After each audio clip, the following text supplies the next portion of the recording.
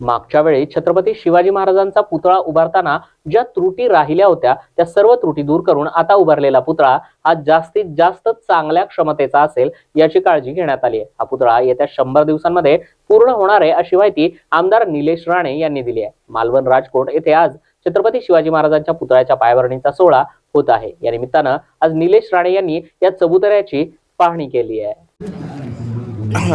राजकोट किल्ल्यावर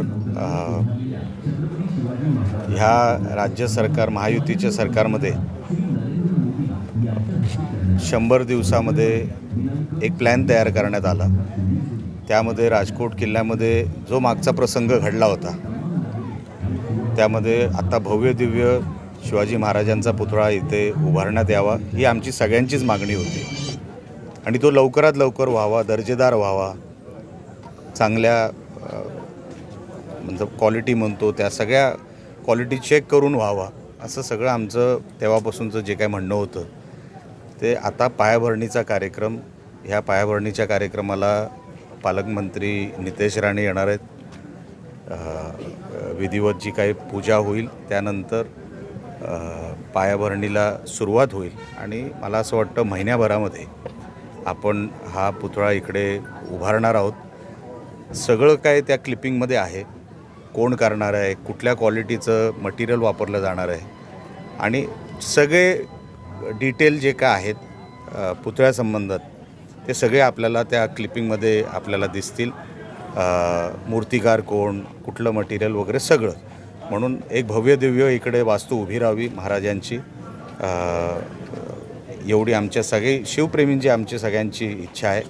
आणि अख्ख्या महाराष्ट्राला जो मागचा प्रसंग घडला तो डोक्यातून काढून टाकण्यासाठी एक चांगली आणि एक भव्य दिव्य वास्तू इथे आम्ही उभी करणार।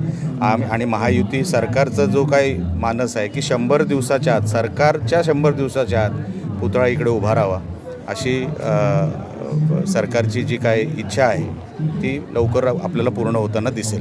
सर, मागच्या घटनेनंतर एक खबरदारी प्रशासनाने घेतलेली दिसते, काय सांगा? घ्यावीच लागेल। छत्रपती शिवाजी महाराज हा आमचा आस्थेचा विषय, आमचं दैवत आहे। मागचा जो प्रसंग घडला तो दुर्दैवीच होता, पण आता असली कसली चूक होता कामा नाही। महाराष्ट्राचं सरकार भक्कमपणे या सगळ्या विषयाकडे बारकाईने लक्ष देऊन आहे, एकही चूक होता कामा नाही। म्हणून जी क्लिपिंग मी तुम्हाला सांगतोय त्याचं आपण जर ते बघितलं तर आपल्याला लक्षात येईल की कुठल्या दर्जाचं आपण मटेरियलपासून सगळ्या गोष्टींवर आपण लक्ष देऊन ही वास्तू उभी करतोय आणि आपल्याला साजेशीर असं, महाराजांना साजेशीर असं आपण इकडे एक वास्तू उभी करतोय आणि म्हणून लक्ष जेवढं सरकारचं आहे तेवढं आमचं सगळ्यांचं आहे। परत असं कधी घडू नये याबद्दल आम्ही दक्षता घेतोय।